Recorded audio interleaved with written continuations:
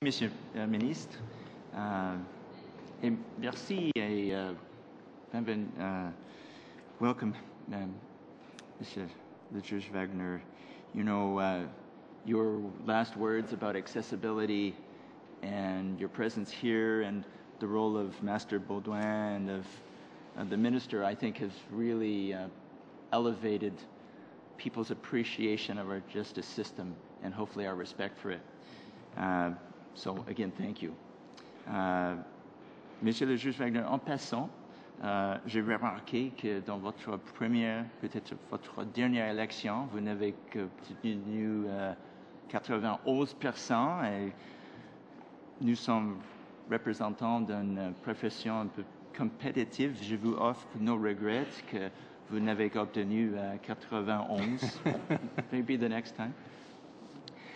You've spoken in different ways about accessibility, and I was particularly touched by your account of the meeting you attended in New York after 9/11.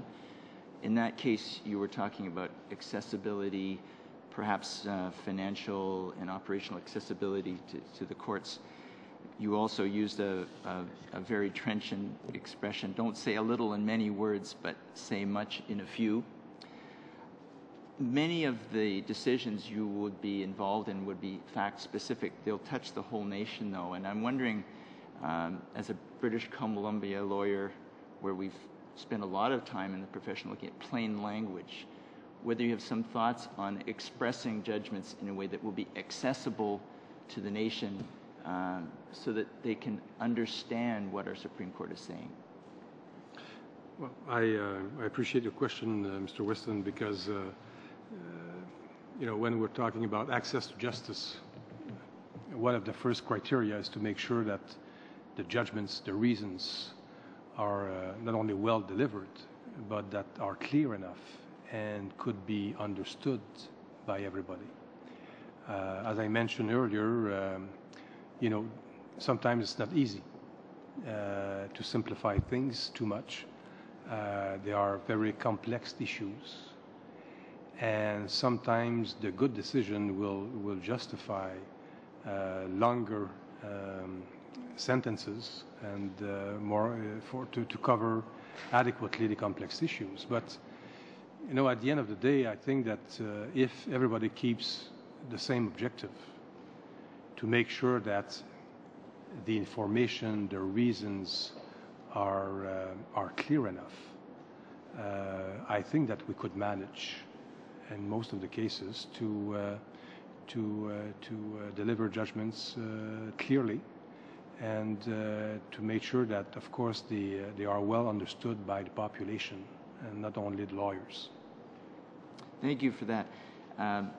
You also touched on several occasions on the independence of the judiciary and how important that is. I wonder, given that independence can also be isolating, how you, as an appeal judge and as a potential Supreme Court of Canada judge, would stay connected to average Canadians? Mm-hmm. That's a good question because, of course, we have to protect independence and impartiality. But as I mentioned before, the judge in 2012, whether it be a trial division judge or an appellate court judge or a Supreme Court justice, I think must also participate in this evolution of society, not only by mainly rendering judgments, that's the first duty, but also to take the opportunity that is presented to him or her to let the people know what they are doing and explain to the people, you know, what does that mean to be a judge. And it's part of the public education, which in itself will be able to maintain the credibility of the justice system. It's only one element, but it's an important element. So in that sense, I think that it is true you have to maintain independence and impartiality, but that doesn't mean that the judge could not, deliver speeches on the merits of our judicial system. And I think there's a way to maintain both, to maintain the independence and also to contribute to the credibility of our system. noble goals. Thank you very much, Thank you. Mr. Trafalgar. Merci. And thank you very much, Mr. Weston.